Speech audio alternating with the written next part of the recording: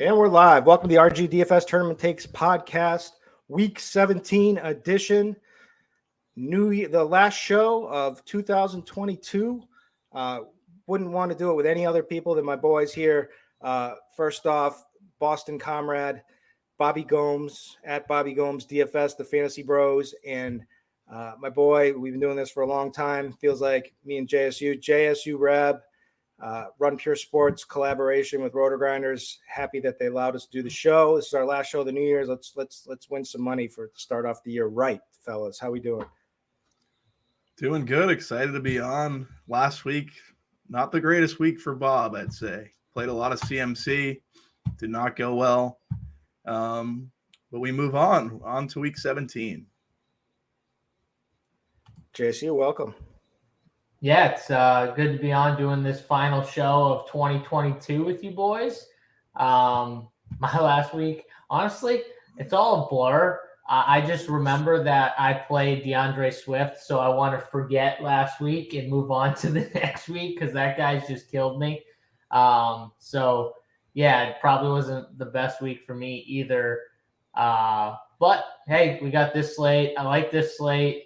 There's some interesting, games, narratives you can pull from some of these games. Our team's going to play, their starters full games. You got the Trevor Lawrence questionable and the Jacksonville situation altogether.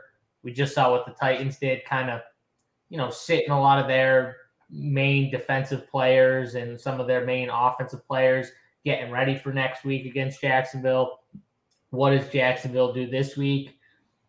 I kind of feel like they play. They technically can get in two separate ways. So it's not just obviously if they win next week, they're in, but there's another way they could somehow sneak in. Now, a lot would need to happen for that to hit, but there is another way they could get in. So yeah, I kind of lean that they play their guys, but am I super confident that they play the whole game? No, I'm not super confident. So it's an interesting slate. Those guys will probably get lower ownership than they would on a slate where you were guaranteed that they were definitely going to play these guys full run. So last week's a blur for me too. So the funny thing is, I know you want to know how I know I got pummeled, and I did get pummeled. Is that I'm scrolling through trying to find my main lineup and I see afternoon slate. Like that means I was just tilted throwing in afternoon lineups because I never play afternoon slates. And then I see here, in like the 555, I just pulled a one. I'm 99th out of 100. I got second to last. So it was a rough day for your boy, Geno Smith. I went all in on the Chiefs game, but I took the wrong side with Seattle. And that game just sucked. I had McKinnon. It didn't even. It wasn't even good. It felt good because he got a touchdown, and it was like that was like the only touchdown I think I got all week. But so I got pummeled. But what do you do when you're pummeled, right? Like normal people, they're like that's when they start checking their season long, right? Like when the slate's completely over. Oh, let me see how I do. See what does Kirky do? Let me see how I'm doing on Rainmakers. And all of a sudden, I've got a team that's like up in the top, and it has like a sweat for 100K, and I needed Devontae Smith to get going, and he got 2 touchdowns, and then I got second place for 20K in the elite contest I had, and so it saved Christmas. It was a Christmas miracle, but I had a chance for the 100K in first. I just needed a Devontae Smith TD at the end or 6 fantasy points, and they threw to him. Minshew threw to him, but it wasn't really catchable in the end zone. And that was my hopes and dreams were riding on that play. But it was nice to like have a sweat out of nowhere that saved Christmas. So we're back. So it's all a wash. The main slate. Who cares? But I got. So you needed a third TD. You needed a third Christmas TD from. But I had I was already in second, but I had it. And then it was like, can I get it? And then they got the ball back. They had a chance to do it. And, I thought it was, they were going to, Devontae was killing them. So I was like, there's a real chance there. And he threw to him in the end zone. He was open back the end zone, but Minshew sailed it too high. Wasn't catchable. But if he hits him there, Kirky's happy, So way to celebrate the year. But you gotta be happy with that. You know, it was like it came out of nowhere. So it saved Christmas. It was a Christmas miracle because I was already saying, like, I was already in a worse mood. I was like, Christmas is canceled. I was telling like Lauren, like, you know. The kid's like, with why a baby too, with like a young yeah, I'm like, kid. he's not gonna know anything. He doesn't even know what's going on. Yeah.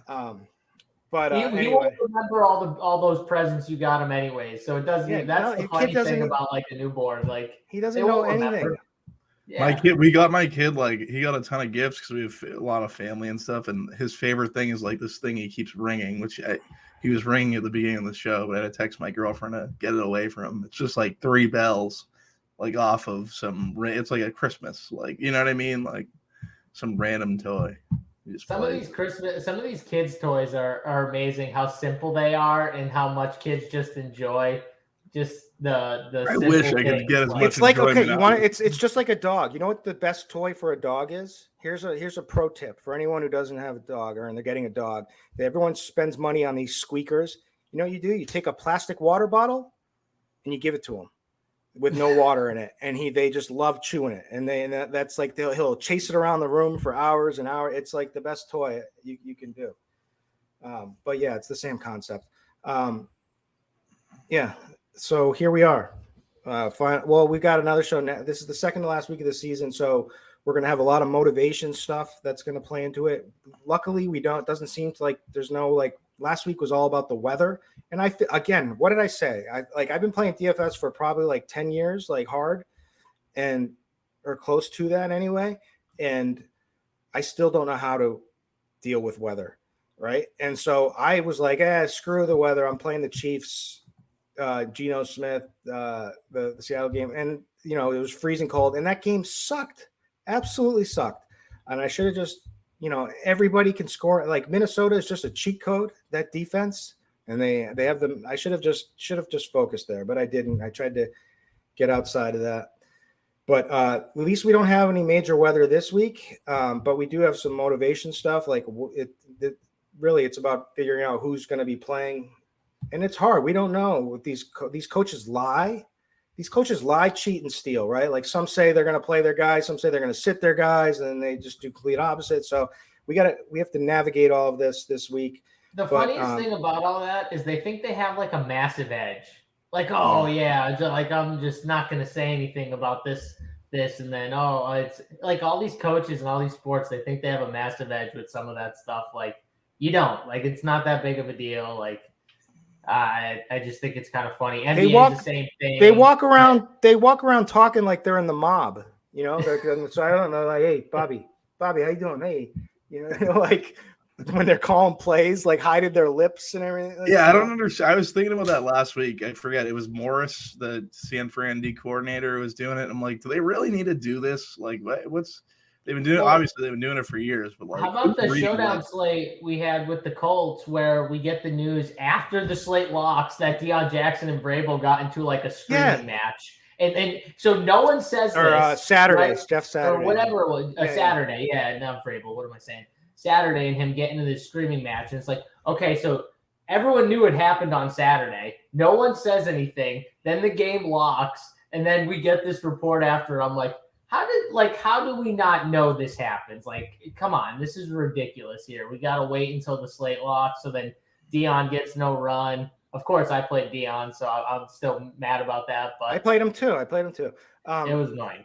And he should have been the guy. First of all, he's better. Second of all, it should have been a passing game script for him. They just literally didn't let him play. I mean, it really testing my degeneracy. Like the fact that I'm still entering these showdown contests when it's like what this other game the other night, Dallas at who the heck did they play? The Titans. Yeah, the Titans. Man, that was just like the fact that I had to sit through and watch that is the worst part of it. And I just couldn't not play, you know. But anyway, so we got to play this slate. This is we're here. Thank you. I wanted to say thank you guys first of all. So sometimes I forget and wouldn't say it at the end of the show, but like we all have tough schedules this season, so it was a lot like really hard to like plan all of our shows all the time. So thank you guys for working with me and like always getting the show done. So that means a lot to me, and I hope it means a lot to the people listening. That it's not. We all have other content responsibilities. We got parenting. We got all these things. JSU just got married, and so it's sometimes it's hard to get everyone together to do this. But we're here on New Year's Eve morning, grinding out this slate for the people. So let's get at it. We've got 13 games. Really, it's kind of a tale of 3 games, I think, at least in like the high end, right? Like you've got this Chicago-Detroit game, which looks really juicy first of all, it's in the Detroit Dome. We know Goff plays a lot better at home in the Dome. He's actually averaging 25 fantasy points versus or 24 fantasy points versus 15 fantasy points on the road per game. So he definitely plays much better. The Chicago defense is Swiss cheese, especially in the passing attack. They have nothing to play for except for pride, right? Is that correct with Chicago? And so massive total, 52.5, much higher than any other game, except there's kind of one right below it, and that's the cheat code. Minnesota heads to Green Bay. Minnesota defense, I mean, they couldn't stop Head Chopper. You give Head Chopper the ball, let him run. You're the running back today, Chop. Get out there, make it happen. They can't stop him, can they? Give him a screen pass. He's going to get 15 yards of play, don't you think? I mean, I don't know about 15 yards of play. Let's go. Let's go. A Easy little bubble screen to Chop. Little bubble screen to Chop. I mean, if he averaged 5 yards a carry, that's pretty good. Come on, 15 yards. I'm thinking a bubble screen. It's just in the passing game. I'd roster him. Min salary, I'd roster him. But you're a true friend, Kirkwood. You are a true friend. You would roster.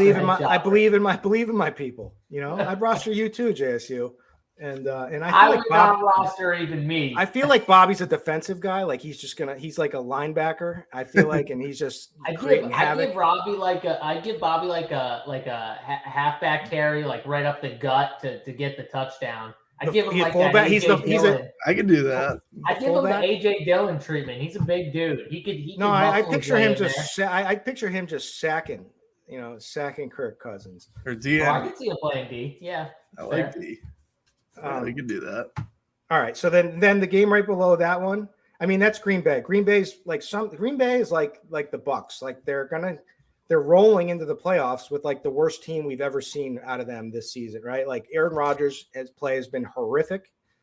And so has Tom Brady's play has been horrific. And these teams are like going to be in the playoffs most likely. So Green Bay's they've won what have they won? Like 5 or 6 in a row. But like, man, they have not played well, but they get the cheat code against Minnesota. They are 3-point favorites, 48 total. Watson's not going to be available. Most likely not going to be. Is he out officially?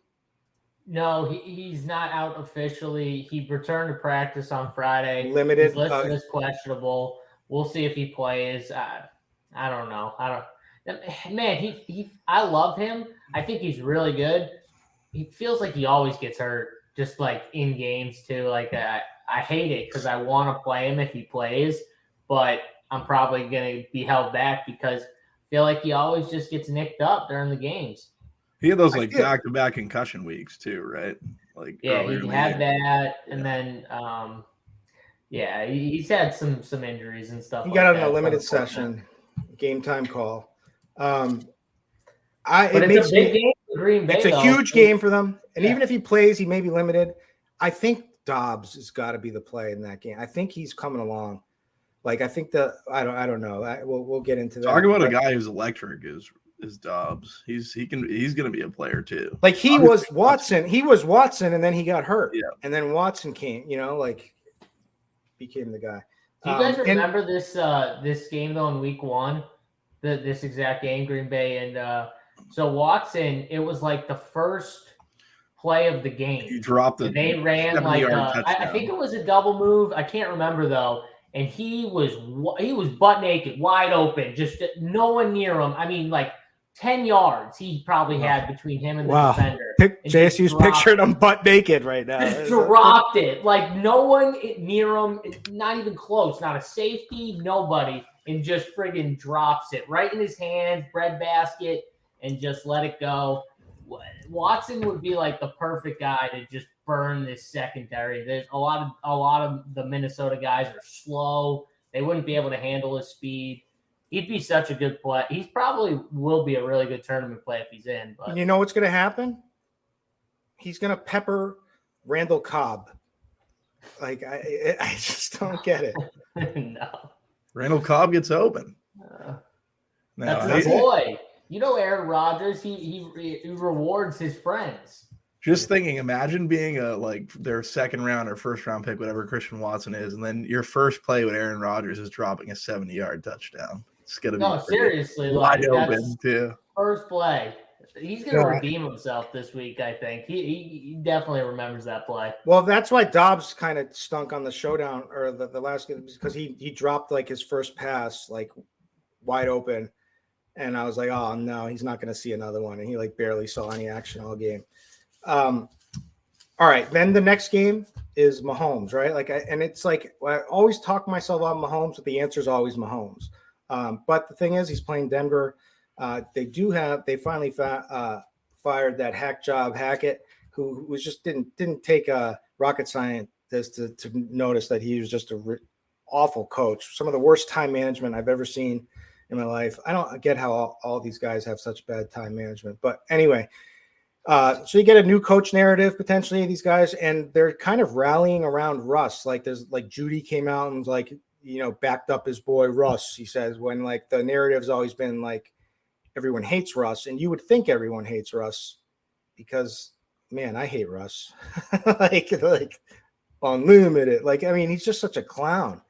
But so I mean that game could get interesting, but 44.5 point total, and then there's just a bunch of games, right? Like we got to pick out plays here. We do have Tom Brady on the slate. We've got at least one more chance for Bobby to get even if he chooses to do so on it. Come on, Bob, get in there. One more week, baby. We got 2 weeks left. This is the last week you can do it in 2022. Get in on some Tommy B. Oh, I forgot about that. Now this is the last time in 2022 that you'll have a chance to get even with Tom Brady. I mean, that's big. Exactly. No, it's pretty big. We might have to consider Brady. I could consider some Brady. No, I would much prefer Aaron Rodgers at 6K. God, Brady's they probably both 6-1. bad. I just take the matchup with Minnesota, right? Oh yeah, no, I agree. It's definitely a better matchup. I'm just saying, man, look at these guys. I mean, Aaron Rodgers hasn't broke 20 all year, I think. Then another interesting game right below that, total-wise 43, is Jacksonville favored by 3 on the road in Houston. Great matchup. Houston's been playing competitive. Like when you count them out, they've been in games for sure. These Jacksonville games have been great DFS-wise lately, and we have Coach Speak saying he's going to play his players. Now, there's some people are saying it's stupid for him to play his player, but they technically. We talked about this pre-show thing. JSU has a nice chart on this. Shout out to Helmet. Is that the guy's name? Helmet. Helmet who found it. Yeah, Helmet. Yeah. There you go. But anyways, they have about a 6% chance if they lose this game if they win this game of it making a difference for them. So really, it comes down to the final week 18, them versus the Titans win and they're in. And if they don't win this week, it really doesn't matter, except there's like a million things that could happen. And if they won this game, it comes out to be a 6% chance for them. And so they're going to play their guys, they're saying, but I don't know. Will you have a take on this, JSU? So my lean, when we talked about it yesterday on the Print Factory with all those guys, Big T and ODB and Dunkel, my lean was that they were going to play and they were just going to play their guys. And listen, if they got up big against Houston, could they sit them in the fourth quarter? Yeah, of course, like that. But my lean was they play their guys and they play. Now, there was mixed opinions on that, I think, on the show. I think a lot of people, you just have to decide. Do you think that there's a chance that they don't play their guys full snaps? If that's the case, then you probably don't want anything to do with this game. Maybe you want the Houston defense. Houston's been really scrappy the last few weeks. I'll give them credit. They've played some solid teams, and they've played them tough too. Not just the Chiefs. We saw the Chiefs game, the Dallas game. They gave Dallas the Dallas game here. They've really done a decent job down the stretch of at least trying to be competitive. And that's with rotating quarterbacks and doing just different things, being out your number one running back in multiple wide receivers for games and stuff, like playing your fourth and fifth string wide receivers for a lot of snaps. So they're doing this with a lot of different things. And in a defense that everyone thought was by far the worst defense in the league coming into the year. And they play decent. So I guess it's just all on how you see this game going. And I think it's one of my biggest decisions of the week because, man, I would like Trevor Lawrence as a quarterback option on this slate.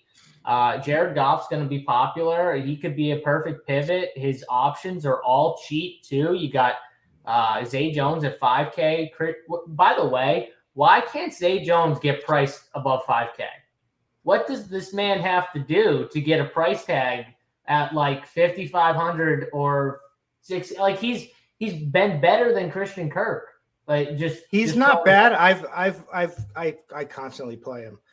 He has that. He's like the David Montgomery of wide receivers. He just has all these people who think they're sharp all off season just come out with their combine stats and they say that this guy can't play, right? And then everyone calls him a fish play all season and nobody plays him enough. Even when he just smashes, he's out on the field. He's their deep threat. It's they go to him in the red zone. Lawrence is locked in on him in the red zone all season long. So, but I think it's unfair to just tag a guy like that when he's been in the league for so long. He's clearly developed since year one. Year two, year three. This man's been in the league a while. He's been in different systems.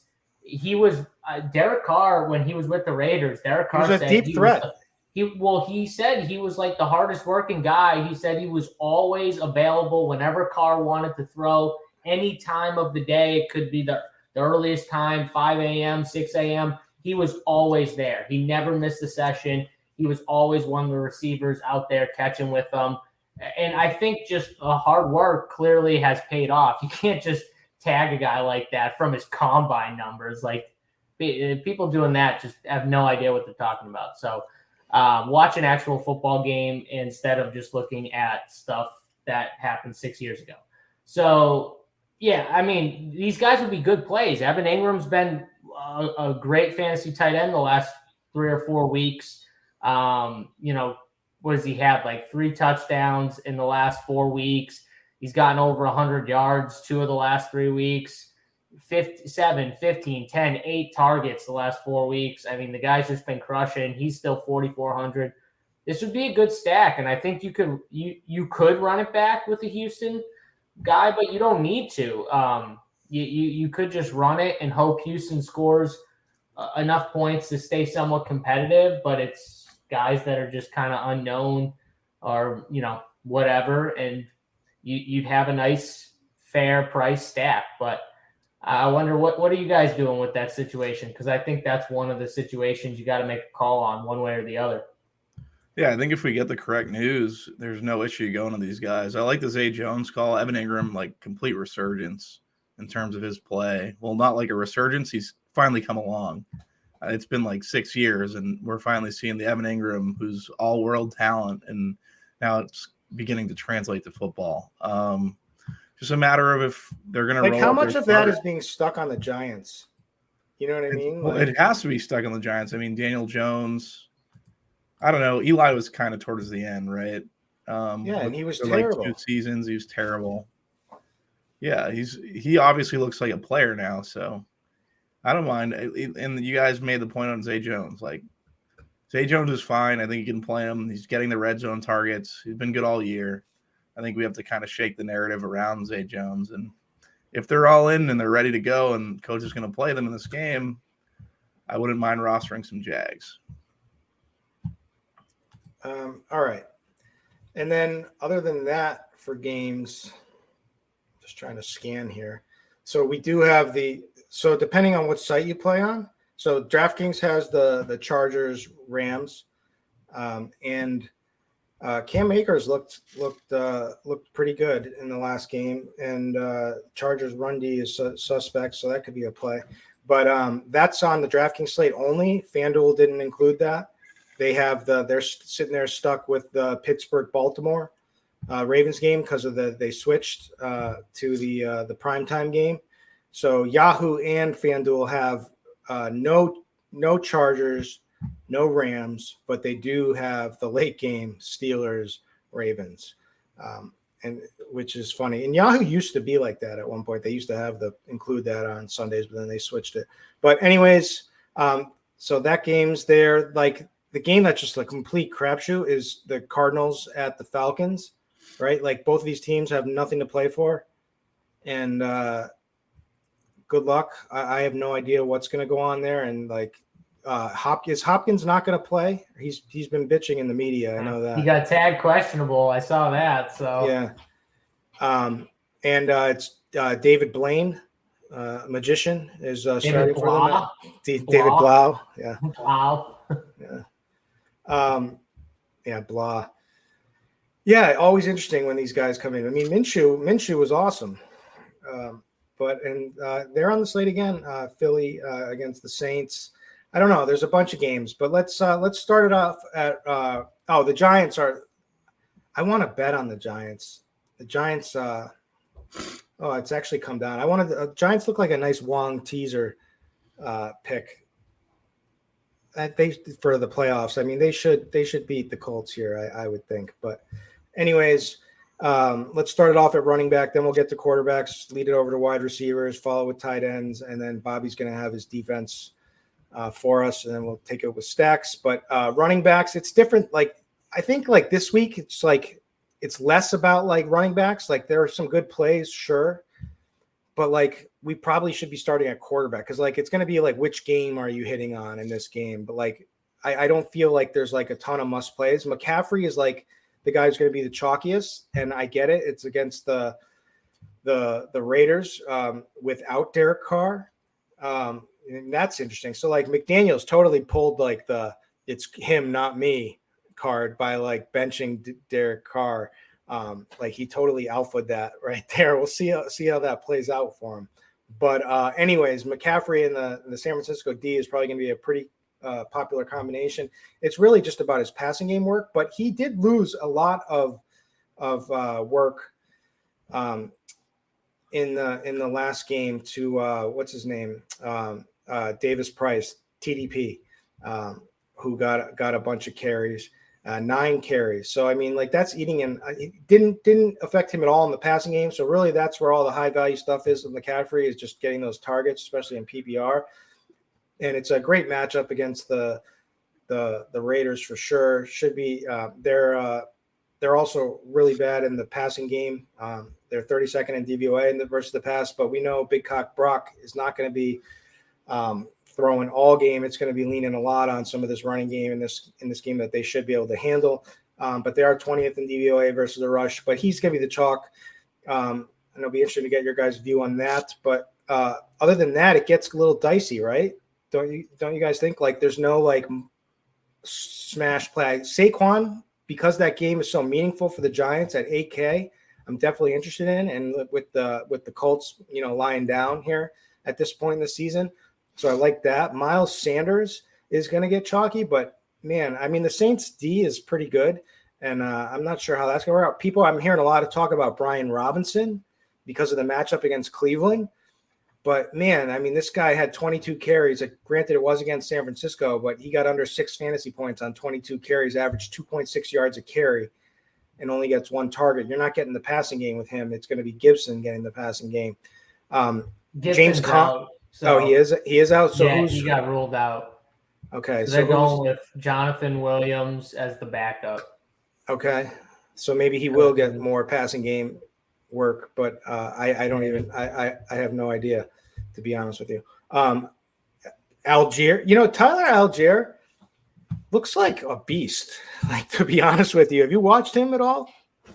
I seen him really hurdle good. some guy the other day on the sideline last Sunday. I think it was. Yeah, he looks good. And like CPAT breaking down at this point in the season, old vet guy, like what's the point of even like really using him?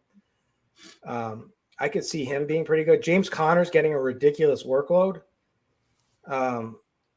and producing with it. Like he had a good game against a tough Tampa run D. He got 8 targets in that game, 15 rushes, so 23 touches. He got a TD, a rushing TD. So if they're going to continue to use him, especially if Nuke doesn't end up playing this week, I mean, it could just be lean on Connor all game.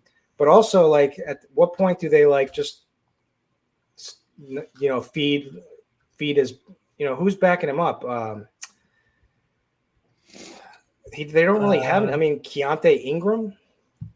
That's the backup, I think. That's the backup. Yeah, that's the backup. It's like they're really, and there's Corey Clement. Like, hey, I think he got like a touch. He got 1 target against the Pats one week. I mean, it just seems like Connor should just dominate in this. But none of these plays feel great to me. So, and Ramondre Stevenson was going to be a great play until now. They're talking about Harris slightly off, and he's been banged up, and he really disappointed against Cincy. The targets were there, the rushes were there. He just didn't produce. It's just easy to key in on him, to be honest with you. I mean, Mac is just not doing it. Dalvin Cook potentially in play in that big game. I guess Dalvin. I can get behind Dalvin against Green Bay. So long story short, I don't really feel good about any of these running backs, even McCaffrey, to be honest with you. So what are you guys thinking? JSU, you want to go? Yeah, I mean, first of all, the Raiders situation,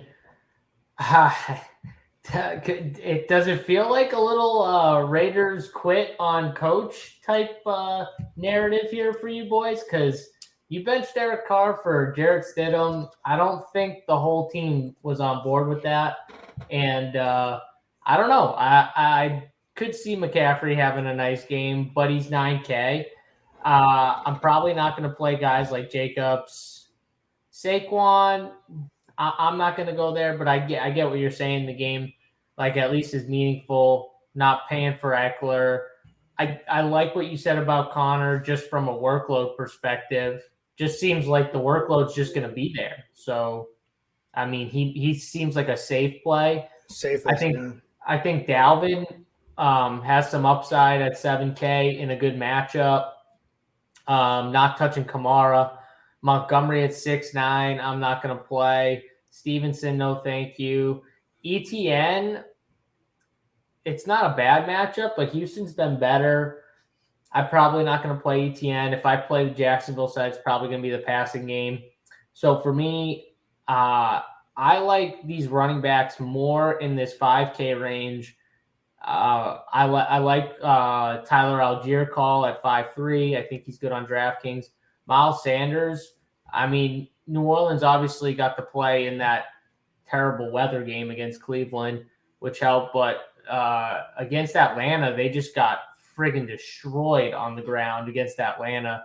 And it was to the point where Atlanta couldn't throw because Ritter couldn't, like, literally do anything through the air.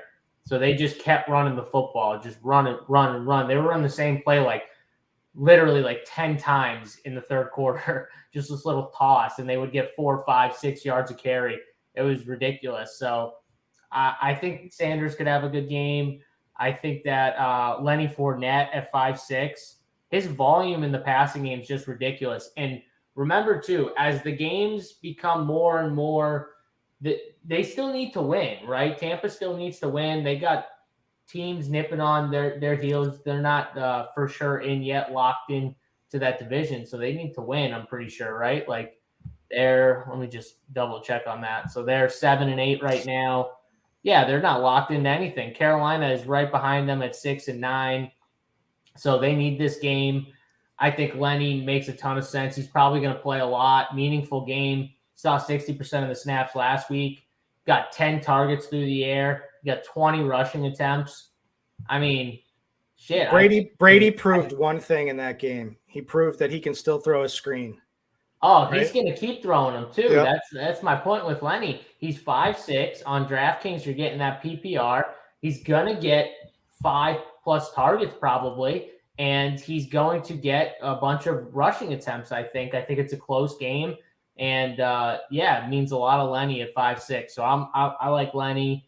You're I already right talked there. about You're right Algier. there.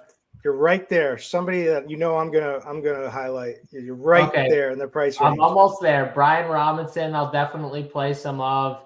Cam Akers on DraftKings only. I'll play some just because, man, he's just started to get all the work for some reason. And the Chargers just stink. I'm off the Chargers. I just can't. I'm not playing any of these guys in DFS. Eckler's been the only like consistent dude, but man, it's Keenan's been good. He's been good. Yeah, he's been good. He's been fine. I wish he got more looks like in the end zone. They do like my problem is the offense though. Like Herbert's just not been good. Like Keenan's been fine. Herbert's just not been good though. So yeah, I'm off of it. I don't like Cam Akers. And then there's 3 cheap running backs that I think you can play because they're the stone. Well, 1 or 2 that I really like, but Khalil Herbert is the stone min at 4K. No one's going to play this dude, but he got 40% of the snaps, literally his first week back from being out for like 5 weeks with an injury. Comes back, he gets that much. I think he kind of works in even a little more. He's 4K. Detroit couldn't stop the RPO last week with Sam Darnold. They were just getting gashed. They got gashed against the Bears with the RPO. Obviously, Justin Fields ran all over them. They remember that. So I think it opens up a lot more of these running backs here. And at 4K, I could see Herbert, getting some work in the passing game too. Got 3 targets last week. I could see him getting a little bit more on that as well. So I like Herbert for tournaments. Again, Millie Maker type play. No one's going to play him. And the same thing goes for this kid from Washington, Jonathan Williams. He's going to be the backup, it looks like. They're going to play 2 running backs. Like, I like Brian Robinson. He's cheap. But they're not just going to play him, like, the entire game. They're going to probably give him 20 attempts rushing. But he's not going to play the whole game. They're going to give this kid Williams some looks, and he's 4K. And Cleveland is literally the best matchup for a running back in football right now. So I think you can play this kid in Millie Makers as well. Coming in hot. Still didn't hit the play that I was going to say. The Kirky play. Please tell me it's not Zach Moss and it's not Sullivan Knight. I say it every single week. It's DeAndre Swift. Oh, God. I was going to get into Swift. I think this is a great flop lag spot for Swift. Oh, God. I mean, the snaps were there. The routes, he had 24 routes compared to the snaps were there. What snaps are you looking at? Hold on, I think he got 50 I think he got 56% of the snaps. Did he? Double check that, yeah. Hold on. So you're right. He did. Yeah. He got 56. So he got his highest snaps, 56% last week, right? I felt like, and I liked them last week, but it didn't translate, right? The game didn't translate. They were also in comeback mode too for a lot of that game. So that was that could certainly be why he got much more snaps. But he ran 24 routes as opposed to 6 for Jamal Williams, 9 for Justin Jackson. Why is Justin Jackson a thing? I don't know. I still don't get it. He got 5 targets. The other guys got 1 and 2. He only got 4 rushing attempts. He split red zone work with Jamal Williams. He got 3 red zone opportunities. So did Jamal Williams. So, I mean, it's like all signs are like pointing. Yes. He's cheap. I believe in the talent. It's the game. It's the spot where people aren't going to play, in this game. But is he probably going to fail? Probably again. But am I going to play him? Yes, I am. But Bobby, what are you thinking? That's the best line of the show. He's probably going to fail. Yeah. Am I going to play him? Yes. I'm playing Swift too. I didn't play him last week, but 56% of the snaps. Just the issue is Jamal Williams and Justin Jackson are going to work in still, and But at 5'3", he kind of fits like how construction's going. Everyone's kind of paying up for McCaffrey and then going to these 5K running backs. So Swift would definitely be in the play. I like JSU's calling Leonard Fournette. Just getting so much work in the passing game. It's getting later in the year. They're gonna lean on him. It is the one pass. I've watched a lot of Tom Brady this year. It is the one pass Brady can still throw, is that screen pass. So yeah, I don't mind getting to Leonard Fournette at 5'6". I think he's a pivot off like the Tyler Algiers, Brian Robinsons, who I also think are good plays. Like I have no issue playing those guys. They'll be in my pool. Miles Sanders at 5,900. I think Miles Sanders is, with Minshew, it's just a much better situation. So I don't mind going to Sanders in the spot for that price tag. And the two spend ups for me is like Christian McCaffrey, 9K. That's where construction is kind of leading everyone. I'm going right back to McCaffrey. I know he filled me and everyone else last week, but I have no issue playing him. And then Barkley would be another guy at 8K. Giants need to win. Last week we saw it, like we've seen throughout the season, like they lean on him. Their offense is like at times sputters, but I wouldn't mind Barkley at 8K. Is it weird to you guys that DeAndre Swift, like the whole year, it felt like he was hurt? They were kind of holding him back from himself because he was hurt. And then they're getting just absolutely smacked at halftime in the beginning of the third quarter. And he still played that many more snaps than the other two guys. Is that weird to anyone? Like they just ran him that much when they were just completely out of it. Like they were dead in the third quarter. Like literally going into the third quarter, they were pretty much dead. Yeah, I mean that's another way to put it, and that's probably the correct take, to be honest with you, because like I keep falling for it every week. But I just think this guy is so much better. Like, what do they know that I don't? Like, Swift is good. He's just fragile. But if he's fragile, why is he out there at the end of the game? That's what I'm saying. That's exactly what I'm saying. I don't get it. Like I don't really understand it. I like the Herbert call at 4K. Like they're gonna work Herbert in. They love Herbert. He seems like over my dead body. He's good too. They want to work I know Kirkwood loves himself. They want to work Montgomery. him in, dude. He's got posters of him on his wall of David Montgomery. I gotta get a Monty jersey. I gotta get a Montgomery jersey. How do you not have a Monty jersey? It's probably on sale. All right. What I've come away from this is I've come away from, you turn the light on in my head for Lenny Fournette. I'm in with Lenny Fournette. Bobby gave me the go ahead with Miles Sanders. It is a much different situation. He's an actual like running back as opposed to having to like hope to get the running touches with Hurts out there, like completely different situation. I'm personally in on Dalvin and Saquon because these games are important. They're really solid running backs. I think they provide a really good floor in a week where it's tough.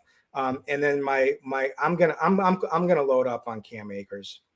The dude 75% of the snaps looked so. I had him on that showdown, which is what he went nuts in that last game. And I've been kind of riding him because the writing was on the wall the week before. He had 76% of the snaps, and he followed it up with 75%. They got rid of Darrell Henderson. So there's like really everyone's been trying to make this Kieran Williams a thing, but it's not. And this is just like Akers, go out and prove to me that you can still play. It's been his time, and I think he's proven it. And anyone again, I 4K head chopper against the Chargers. I think I'm in, to be honest with you. So I got to take Cam Akers in this spot. The Chargers are 28th in DVOA versus the run. He's cheap. He doesn't look like he's going to be too owned. So I think he makes for a great tournament play. That's where I'm right now. Derwin James, head chopper wants nothing to do with Derwin James. Do you see that hit he put on the he got ejected. Oh my God, that hit was. It was vicious. That was vicious, man. No, thank you. Right? It was Ashton Doolin. That's what it was. Poor guy. Poor guy. Poor dude. Yeah. Especially after he, got the touchdown for us all in Showdown the week before at like 200, and then they gotta reward him with that hit from James. All right, that's running back. Do you guys have a take on? Do you care about Ramondre at all? I'm not paying up for a Patriots guy. If I'm playing a Patriots guy, it's a Stoneman 3K Patriots guy. 6,800 is a tough. Like he's kind of coming in the middle of like where everyone is. So I don't want to pay up for running back either. I feel like the receiver position's just gonna be better this week. Dude, I think if we just play Lenny and Cam Akers, we're golden. I think so. Yeah. Ramondre's seen 91% of the snaps last week. Just a heads up. But wait, was Harris in? I can't remember. Yeah, but Harris wasn't. He 7%. He was like there was a problem, but now there's like coach speak that Harris is going to be okay for this game. Yeah, he didn't even play last week. He hasn't played in weeks.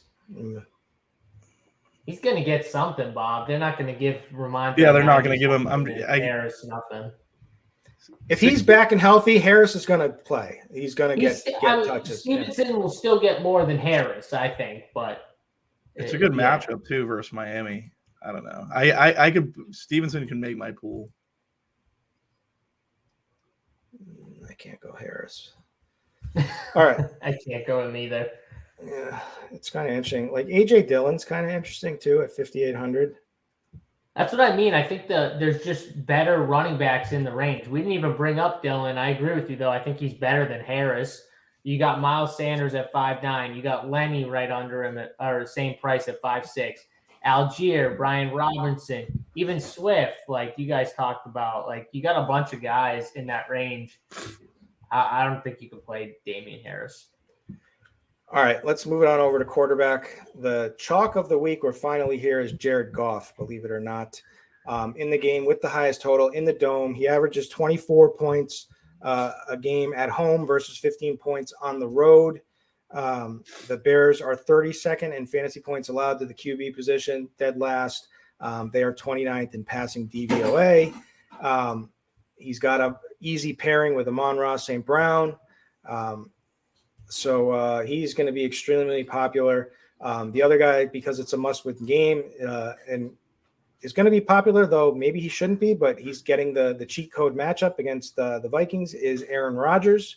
I mean, Aaron Rodgers has not done anything. He's hit 20 fantasy points once, and it was right at 20 against Dallas. They run a lot. He hasn't been accurate. I mean, whatever he took, that ayahuasca or whatever the hell that he's been tripping on. I don't think it worked too well for him in this aspect in football. But anyways, they're at home. They're rolling, at least from like winning perspective. But the problem is, I would like him more if Watson is in and healthy. Like that's like you take away one of his weapons, it just gets a little bit thinner. I did speak earlier about my like for Dobbs. I think you could kind of push his role up if Watson is hurt or limited in any fashion. But like, I'm just like, why are they using Randall Cobb? I don't know. But like behind Rodgers is Justin Fields. So the other side of that, I mean, Fields in the Dome, lower ownership than Goff on a week where maybe there's enough value where we can make it happen. Like, I mean, he could be the play. Trevor Lawrence is right there. If you believe in they're going to go all out in this game, which I'm leaning, that's the way I think after just talking with you is that they probably will play this game hard. Maybe like you said, JSU, fourth quarter comes around and they're in control of this game. They could rest a little, but I think by that point, then you're going to have some good fantasy production on your side already on a week when there's a lot of tough stuff going on. And I'm not confident that will be the case anyway with the way that Houston's been playing people. Just like you said, JSU. So they get that, Gardner Minshew. And then below that is Patrick Mahomes. It's like the answer is always Mahomes, I think. So like, and I know, and I'm not going to blame maybe Daniel Jones in this must win. I faded Daniel Jones last week, but like, I mean, this is a different matchup, but like, do you guys think the Colts like are just dead, completely dead? Like, what do they have to play for? My issue with the Colts, if you play Daniel Jones, you got to see production on the Colts side, in my opinion, offensively. And I just don't see much. Like, that's my problem. Just feed Saquon to your victory. They're still starting Foles, right? I mean, God. How isn't Ellinger getting a chance? I know he's. I not think good either, I think he's playing. Is he this week? Wait, hold on. No, I think they said that Foles is going to remain the starter. Yeah. I mean, what ridiculous. I mean, he was so bad. I mean, he's just old. Again, now when I say I would roster Head Chopper at the running back position, I would not roster him at quarterback. It's a big difference. It's right. You know, there's a big difference Definitely there. So I just wanted to make that clear. What about Big Cock Brock? I think Purdy's in play if you stack him with McCaffrey. Same with Jones. Like I think Jones with Saquon. Nobody wants to tackle Kittle. I mean, you've been watching. So Kittle was on my Rainmaker team. That was what he was one of the guys that did it. But nobody just wants to tackle this dude at this point in the season. Yeah, I don't hate Purdy. My problem with Purdy is look at his passing attempts. The volume's just not there. 21, 26, 22 his last 3 games. 15 his last game, yeah. You have to think the Raiders 22. You know, the Raiders put up a fight. If you think Stidham can move the ball against San Francisco, then yeah, I'd say Purdy's in play, but I don't know about you guys. I don't really feel confident that Jared Stidham's going to be able to move football. I do not feel confident that he's able to do that. He just I just don't. And they don't have to just play George Kittle if you want a piece of Purdy, or just play you know McCaffrey what? Or you whatever, know what? I look at the last two starts for this other starter who's 5,400, and he's had in his last 2 starts, he had 44 and 57 pass attempts. And then you put that next to like Brock Purdy, who's got 22 or 15 completions, right? Like I'm talking Mike White here against Seattle. I think Mike White's in play. I like him. Yeah, I'm fine with Mike White. I like a little Mike White, Garrett Wilson stack. Get out, Zach Wilson. See you later. Like I've said it all along, you can't build a franchise around these country club kids. You can't do it. Like the writing's on the wall. He stinks. He's got no heart. Tyler Conklin's down there at 2.9. I mean, he showed it when he blamed his teammates. Like, and it was him. You know what I mean? Like that just you lose a locker room quicker. Nothing loses a locker room quicker than that. And I speak that as someone who sits on my couch and watches football every weekend. So I'm qualified to make that statement. But anyways, who else is there? I mean, what about Kirk? I mean, is Kirk Cousins really not going to? It's crazy that he's showing kind of low ownership on the other side of this game. Well, people like to play Kirk Cousins at home too, right? So like that's probably some of it. But like, if you're playing Jefferson, you know. Yeah, he'd be like I'd be fine with him. I just think Trevor Lawrence is better right next to him. If you just believe that he is gonna play, but like, yeah, I like him better than Aaron Rodgers, who's gonna get ownership in the same game. So I'm with you there. Justin Fields at 7.9. Like, how is Justin Fields like is my favorite play at 7.9. I think he's gonna have a big game. You know, and he's going to get ownership, but not many people are going to want to pay almost $8K for a quarterback, I think, on this slate. I think a lot of people will take the savings with some of these $6K and under guys. And so Justin Fields, to me, is 7.9. I'm going to play some of him. I think that Mike White call is solid. The guy I like down at 5K is Teddy Bridgewater. I don't see much of a drop-off from Tua to him, personally. And we've seen him have success already this season in this offense. Now, obviously, got injured, start one of the games. But, when he's in there, I feel like he can give you a solid performance. He still has those same weapons, the good offensive scheme that Tua had. And I think Teddy Bridgewater can perform well enough against New England. And New England, one thing about New England is they've struggled in the secondary a little bit. And you can attack these corners, and they got the skill dudes to do it. So Teddy Bridgewater's 5K. You're going to get these Miami receivers at under 10%, probably 5% or less. I mean, Tyreek Hill and Jalen Waddle are going to be so low owned. I don't know if you need to double stack. I don't think you need to double stack them. but I think you could easily make a Teddy single stack with him. And then if you wanted to run it back with a Patriot, Tyquan Thornton he was in for almost like every play last game. Didn't get much work, but was on the field a ton. And Hunter Henry, if he's in, Jonnu Smith is out, and Miami struggled against the tight end. They've given up a bunch of touchdowns to the tight end. Hunter Henry at 3K, I think, is a decent tight end play. So there are ways to, kind of pair this game up and get pieces. Dude, they're missing like both their corners, Jack Jones and Marcus Jones. Yeah, they're like so thin, and nobody's talking about it in their defense. And like you're facing Tyreek Hill and Jalen Waddle. Like I don't care who's throwing to them. They're like the yards after the catch monsters. Like you could put Tom Brady in there, and these guys are going for 80-yard touchdowns. Like breaking one. Yeah, I think the Patriots from a defensive side, they have like not just those guys that are out, but some of their other guys I'm pretty sure are dealing with injuries. They might play this game, but like Jalen Mills, I know has been dealing with an injury.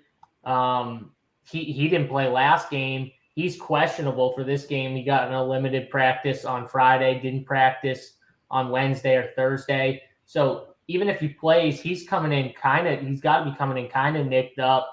And then Jonathan Jones, their other cornerback, he had an injury too. He practiced all week limited. He's questionable. So you just got guys that, not just those two guys on the other two guys you talked about that are out, Marcus Jones and Jack Jones, but the two other main cornerbacks are also coming in, even if they play with injuries. I just think it's a spot you can attack when you got two skill guys like Tyreek and Jalen Waddle. Teddy Bridgewater can do enough to get those guys the football, I think. Yeah, I'm in. What are you thinking, Bobby? Yeah, so I'm going right to the Detroit Chicago game. Fields and Goff. Goff's going to be the cash game guy. I like the field, just getting up, you're flipping the construction, paying $7,900 for Fields. So he seems like a play that I'd want to get to. The Mike White call, like throwing the ball as much as he has, I really like Garrett Wilson. He's going up against Seattle. It's a good matchup. So for me, I think Mike White's interesting. I like Bridgewater as well. Like if you're taking those cornerbacks out, and then it's Jalen Waddle and Tyreek. Jalen Waddle just kills the Patriots, but Jalen Waddle, Tyreek, I don't think there's, like JSU said, I don't think there's much of a drop off. Pat would be like I want to play Mahomes at 8,500. I do worry about if they're able to fight back this Denver team. Like, I don't know. I want to get to Mahomes, but at that price tag, I think I'd probably play Fields and save the 600. He is a good play though. For regardless, it's Patrick Mahomes. And then outside of that, really, I don't know. I don't want to say Brady, but I like Leonard Fournette. I don't. Yeah, there you go. It's like why? That's we can get all the production with Lenny. Yeah, we just play Lenny. Just play Lenny. So I got one more too, just because Washington's defense. So Washington's defense pretty solid against the run. They got good interior play. They're going up against Cleveland. And on the Washington side, you obviously have a really good plus matchup for the running backs. But I think on the other side, the Cleveland side, as much as I don't like Deshaun Watson. Don't do it. I think for tournaments, they're going to have to throw, because I think to beat Washington, you're going to have to throw to beat them. And I think you can beat them with those corners they got. They got good skill players in Cooper and DPJ. I think you could stack Deshaun Watson this week in Millie Maker formats. I don't love Deshaun Watson. I think it's more just the game is going to force them into this way. I think Washington gets up. I like Washington to win this game, but I think there's points in this game. I think it goes over the total, and I think the production is going to come more through the air for Cleveland. I think they're going to have some success through the air with some of these wide receivers and their matchups. And then I think Washington can score on the other side to keep this game kind of moving. So that'll be another, again, It's not it's not like a cash game, safe play. This is a tournament play. This is going to be 2% owned. No one's stacking this game up. And like the Patriots game, no one's going to stack that game up either. I think Fields is the best play. Fields is the best play by far. Jared Goff is the best price per dollar quarterback. That's why he'll be the highest owned in cash games. In every format, he'll be the highest owned. And so those are just two guys I think in the 5K range you could pivot to in tournaments that have some upside, I think. I'm with it. But one thing that's become clear and obvious to me is that we're all sick of Justin Herbert, right? Like he's looked terrible. Yeah, everyone's sick of him. Yeah, and they're running. They were just they're just running the ball when they got down to the red zone. But it's like if this is a Rams team that could lay over at any point in time. They're at home. He's got all these elite weapons. And it feels like nobody's playing him now. Like, should this be the spot where we jump on? Like, maybe he gets right.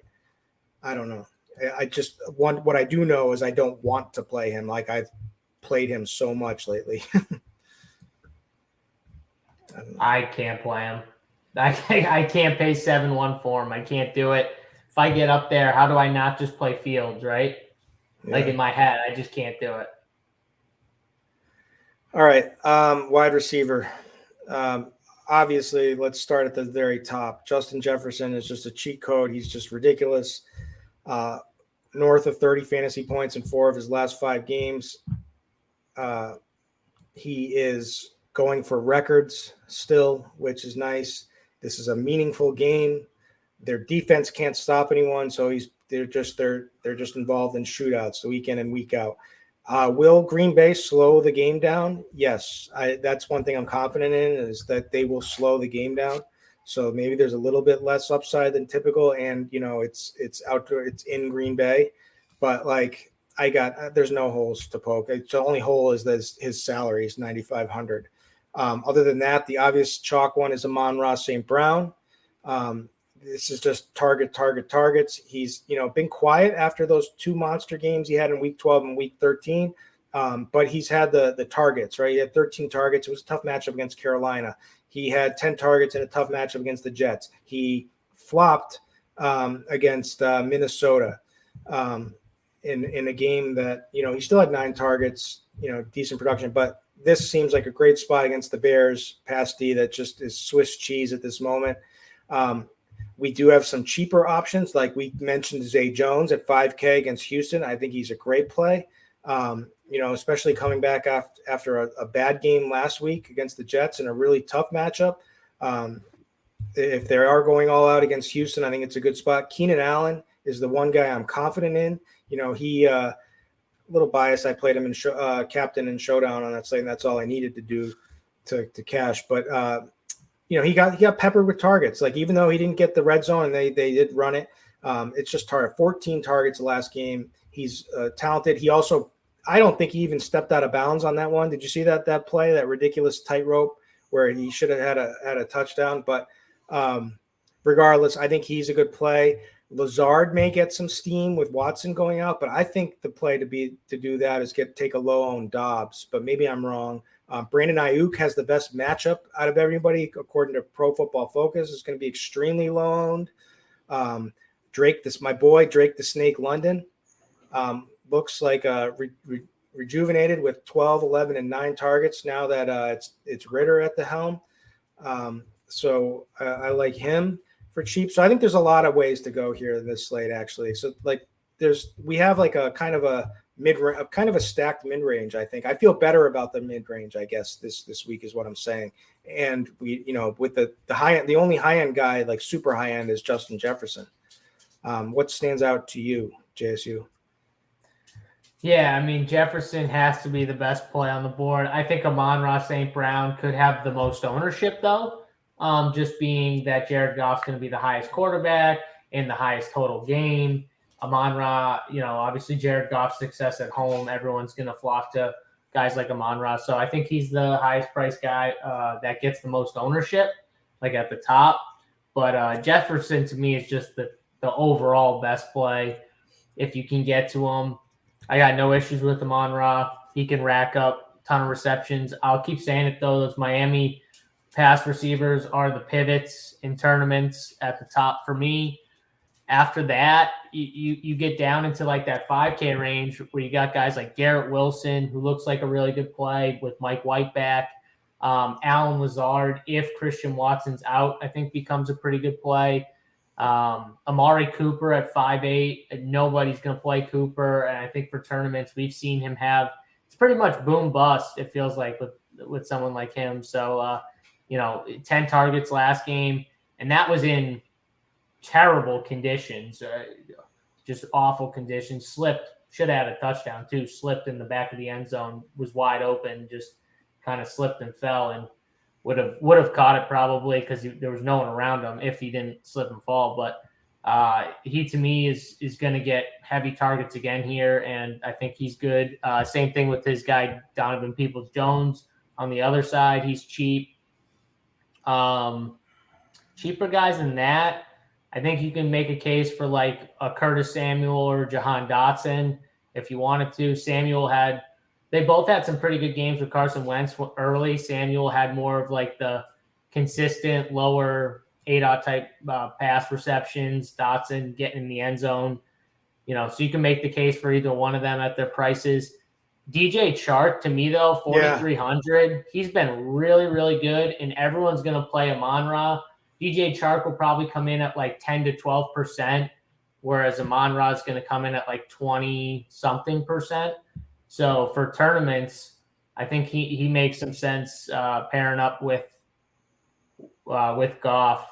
Maybe he's lower than 10%. It feels like he's definitely going to catch like a 50-yard touchdown in this game.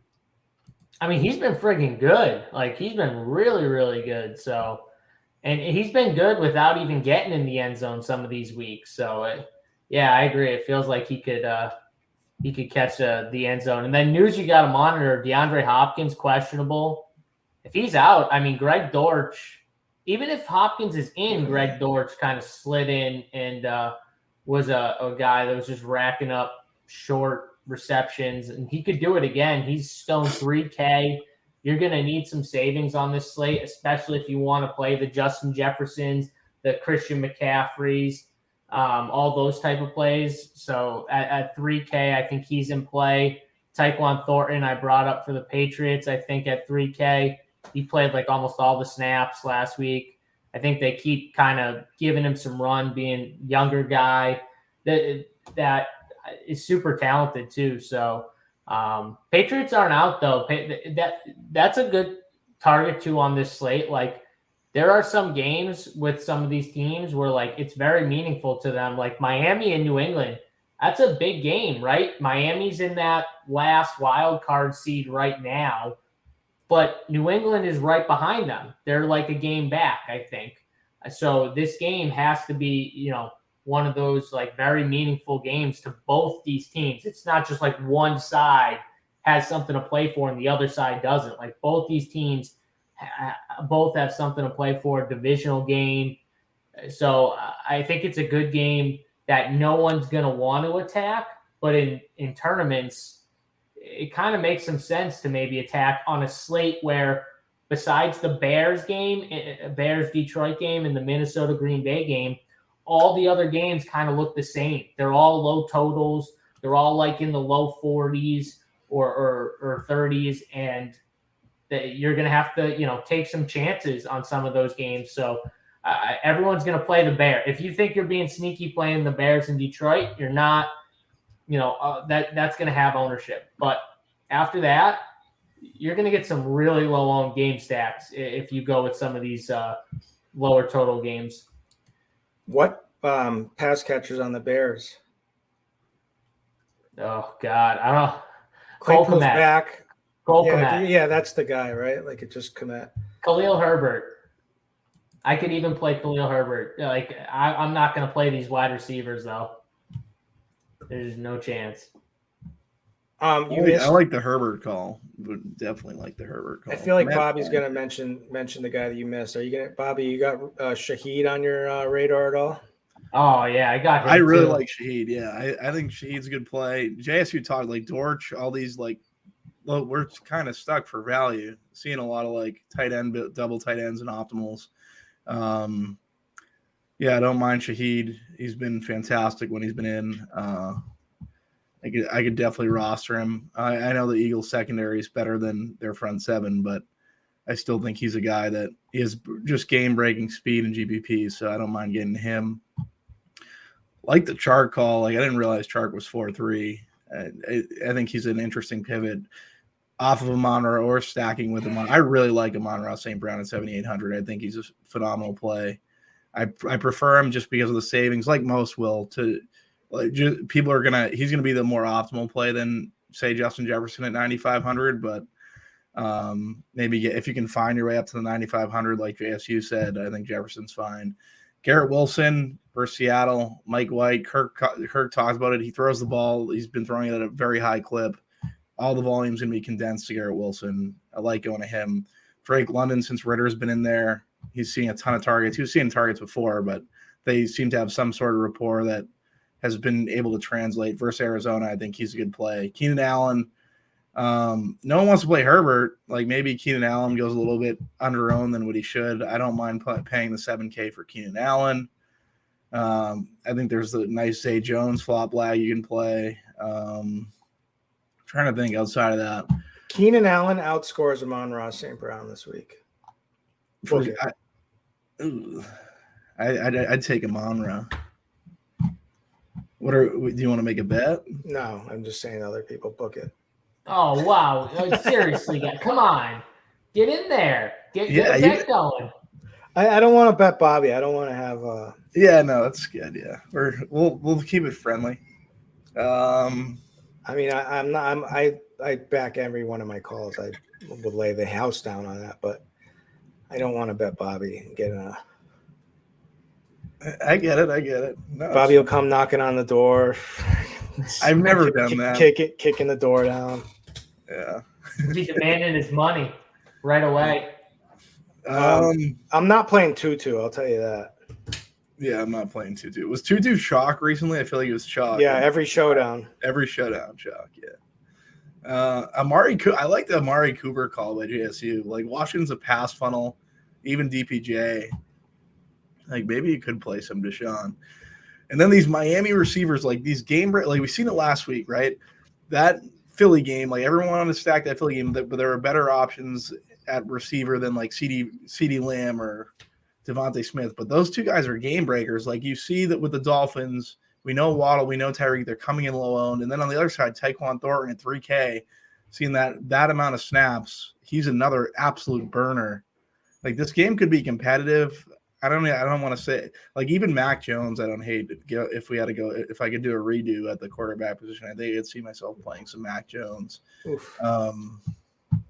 Myers is 5K, so it's like I could play some Jacoby. I play Myers. Like game. This slate stinks for games. Like that was the cheapest touchdown that he got. The one that it bounced off of. Who is it? And just fell in his lap. It was a feel-good score. It was the gods going back, getting. Oh, you had him? I played him. Yeah, I played the feel-good narrative. He had to get back, you know. Yeah, after giving the game away in Vegas, just absolutely handing the ball to Chandler Jones for no reason. It was ridiculous. He had to get some redemption. There's a redemption curve in life. I still say it's Ramondre's fault. He would have never handed the ball to Chandler Jones if Ramondre didn't. He just got confused because he was like, "Why is he flipping it to me?" So he thought. But why are we blaming Ramondre? I think I blame Ramondre too. The ball went from Ramondre to Myers to Jones. I don't understand. You know who I blame? I blame everything on Joe Judge and Mike Patricia, the two worst coaches on the planet who are calling plays for this. They have no business calling plays, Patricia and Judge. No business. God. Imagine Matt Patricia calling your offense. I mean, that's just. And that's coming this Sunday. All right, let's move it on over to tight end. Tight end is interesting because we have Kelsey. What's funny is chalk is going to be Ingram Like people are finally like, okay, I have to play him now. 4 weeks in a row of just ridiculous targets. George Kittle has become a monster without Debo. But huge games and back-to-back games, 25 fantasy points against Seattle, 33 last week against Washington. Nobody wants to tackle this guy. He's a beast. It's in him. Dallas Goedert, maybe he gets things going. Cole Kmet, we kind of mentioned. The interesting cheap punt play is Jelani Woods because Granson is out against the Giants, and the Giants have been notoriously bad at stopping the tight end and over the middle of the field. Woods looks like a beast to me. Like he's a guy you watch and you're like, why isn't this guy getting more targets? I mean, he's like Chig, right? Like he just looks. They both look like absolute monsters out there on the field. I don't really like anyone else. I mean, I could be convinced on anybody, but and then Hawkinson. Like this guy just. I mean, that's why the guy in front of me at Hawkinson, I had to try to chase down. That was tilting. 38 or 39 fantasy points last week, 16 targets. Giants could not stop him whatsoever. I guess that's kind of the thesis for the play, going right back with Jelani Woods for cheap. But Hawkinson's in this big game. 5,400 still seems reasonable. I don't know those kind of seem. And then Higbee, I want to hear some thoughts on Higbee because he's been like Baker's just been peppering him. It's been the safety valve for him since he took over. What are you guys thinking? Yeah, so I like Kmet. I think he's a really good play. He's the guy I want to stack with Fields. 4,500. I think he makes sense. He's really the only pass catcher that I feel okay stacking Fields with outside of JSU's guy, Khalil Herbert. Hunter Henry, if Smith's out, I think he becomes a fantastic play at 3K going back to that Miami-New England game. Wouldn't mind rostering him. It's just a good price tag for him. Miami, like they've been abysmal all season versus tight ends. Travis Kelce, always play Kelce. I feel like playing Kelce is probably the better option than just playing Mahomes in the slate. You just play Kelce, just because Mahomes' price tag, 8,100 for Kelce. Yeah, you're paying up, but he's Travis Kelce. Dallas Goedert might be my favorite tight end play at 4,700. Like Minshew has shown, like reason to throw to. Minshew's thrown to him in the past. He didn't really. It was his first game back last week. People were on him. If he's coming in a little bit lower round than he was last week, I'll probably be over the field on Goddard. Outside of that, tight ends. That's pretty much my tight end player pool, I would say. Maybe who was the Giants guy, Bellinger there or someone? I don't even know. 3K Bellinger. 3-2 for. I'd much rather play Henry. I feel like Kittle is a good play at 5.9. Wow, it's just a matter of, do we think they're going to throw a ton? But it is condensed, so I don't know. The price increase, Kittle could make my pool. That's pretty much it for tight end for me. Yeah, I don't mind the Dallas Goedert call. The guys for me, like Cole Kmet, like because we need someone to stack with Justin Fields. I think you can play him.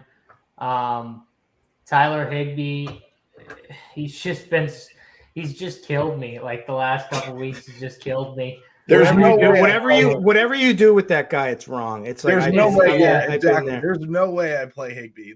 I'm not chasing Higbee. Dude, I needed him so bad as a pivot. He dropped like an easy 60-yard touchdown. The problem is Baker's just throwing to him the whole friggin' game. It's driving me nuts. Little 9-yard outs for first downs over and over all game. Yeah, I mean. Jeez, it's tough. He is questionable. I assume he plays. I think he plays. So, yeah, he's probably a good play again. But I get what Bob's saying. Like, if you haven't been on him, you probably should just stay off of him. I thought that with Justin Fields earlier in the year too, though. So we could be might not be the best take. I haven't been playing this guy 5 weeks in a row. He's probably every week. Yeah, he's probably a good play again. Jelani Woods and Hunter Henry, though, are definitely the two cheap tight ends I have. And then David Njoku's playing all the snaps. I think if you're stacking that game, he could be in your player pool as well. Yeah, I mean, those are the main guys. Juwan Johnson's a good pass-catching tight end. He's still cheap if you want to roll with him. But, New Orleans is kind of a tough offense to peg. I think I would like him more too if like Olave got ruled out. So I'll wait on that news because he's still questionable, I'm pretty sure. Other than that, though, yeah, I think that's the tight end position for me at least. Did we mention Noah Fant at all? No. So Disley's going to be out though. So and this is like the first time he's been off the injury report. He's like he's been removed. So I don't know, maybe. I know it's tough against the Jets, but I don't know. Give him a bump without Disley. I don't hate it. Or you could go Colby Parkinson for 2,500 if you really want to get frisky. I don't know if I want to get that frisky. Yeah. You know, if you wanted to start the New Year's a little frisky. I don't want to cancel Christmas for next year, maybe. Yeah. Christmas is canceled. That's what I said. It is canceled. It's just DFS, just like the ups and downs, your mood just swings with it. It's crazy. Yeah. All right, Bobby. Dun, dun, dun, dun. The last defensive segment of 2022. You better be ready, and you better come with some fire for this one. Fire. Expecting a lot here. So the Texans at 2,500, if all these guys sit, I don't mind playing the Texans versus the Jags. But if they don't play, then it's pretty much trying to figure out who to play outside of the Texans. If the guys do start and they play everyone, I'm not playing the Texans. Maybe, I don't know, the Rams there at 2,500. I was just going to say that was going to be my spicy one. The Rams. I think the Rams. Little Cam Akers Rams. Yeah, I think the Rams would be like the defense I would play if not the Texans. And good job. Jacksonville played other guys, I think the Rams would be my favorite. I like those calls. I like the Texan call regardless, Bob. You don't know too, like the players, they could just be looking to next week. You know, this happens all the time in football. It's like the look ahead. They know that next week they need to win. So even if they play their starters, is almost a look ahead. The Texans have been playing better recently too. So I don't hate that call. They're at home. I like the Rams call though. That's a good low pivot. So since you guys took those two, and I like both of them, but I'll go the opposite of you guys. Since even though those two defenses will be low owned, everyone's going to pay down for the 49ers. I do like the 49ers. I think like the 49ers, the Patriots, the Chiefs, Falcons. Those will be like your high-owned defenses. 49ers will be the highest owned, though. I think the Giants against Nick Foles. Nick Foles is just a statue. When his first read or second read are not there, he just goes into like meltdown mode. Like he can't even move to get rid of the ball. Like he just tucks it and knows he's about to get hit. And he got hit a lot last week. I think the Giants are going to get him this week, too. He's probably going to get sacked 4 or 5 times this week. So, Giants, they're 3,900. You're going to have to pay for them. But I don't think many people do. I think they come in pretty everyone's low. Playing just the 49ers, right? Like everybody. That's what I think. For Stidham, I don't see how you do them. Yeah. It's 2,900. I was just trying to give. They're like an all-time D. I know because they're going to be massive chalk. Yeah, that's why. You're still playing like they're hitting your pool. They're definitely in your pool. You're not fading them. Right. We were just giving defenses that were off the board. I could play Rams over them. But the thing is, 49ers like an all-time defense this year. They're ridiculous. I know that is like the funny part is the 49ers defense is just so friggin' good. Does the they should be 3,900 even if Carr was starting. I don't even understand how their defense is 2,900. Like how are they 2,900? It's like the best. It's like one of the best defenses in football. I don't get it. They should be 3,900 against even with Carr, and now Carr is not there. They should be able to go manually fix that. Like, maybe it's an upgrade because Carr threw so many picks. Carr threw so many picks. Maybe they. It's not an upgrade. I don't. Very, very bad. I don't think it's an upgrade, bro. Stidham's like an Instagram influencer. He's not even like an NFL player. Yeah, he's gonna have a tough time. Just say that. It's gonna be rough for Stidham out there. Yeah. All right. Stacks, single entry or three entry, large field. Who are we going with? Whoever wants to go first, jump in. I think the John go fields with Komet or fields naked is probably the safe way to go for me. A lot of people will play the golf side of that, but the unowned stack that no one's gonna play, and it might sound a little gross, but the Teddy Bridgewater to Jalen Waddle, run it back with one of Hunter Henry, Hunter Henry if he's in. If he's out, then Tyquan Thornton and no Jacoby. Jacoby Myers. Yeah. Well, I was just running it back with them because they're literally 3K. Like they're stone min, they're so cheap. So, but you're saving. He's only 5K at quarterback, so you're saving nice there too. But I'm paying up for Waddle, and then I'm probably going to want Jefferson. Tyreek, so or Tyreek. I don't know if you want to double stack Teddy B. Like I think you want to pick one of them and hope one of them just explodes. You know what I mean? As opposed to playing. Can you go? Do you think Bridgewater has the same? Like obviously, Tua's not hitting these guys. Well, Tua's been fine, but like, is Bridgewater going to have the? Is he going to be able to get it deep consistently to Tyreek? I mean, Tua struggled to get it deep consistently to Tyreek. Dylan, look at baby Kirk. So my guy here, he's got some green and white stripes on. What is that telling us, Dylan? AJ Dillon? No, it's telling us the Jets. Mike White, Garrett Wilson, run it back with DK Metcalf. Maybe. Maybe. Dylan didn't really react to it, so I don't know if he likes it that much. He doesn't react to much, except when he craps his pants. And then he giggles. And then he cries. Boy. That's what he does. So that's where I'm going. But I do like that Teddy Bridgewater call too. And if I'm playing like the chalk guy, I think Justin Fields is probably the way to go. Maybe I just do Kirk Cousins because he's going to be lower owned with Jefferson. I don't care that it's outside. But that's what I'm thinking this week. But all right, that's a wrap, right? We're in the books for 2022. You didn't get my stack.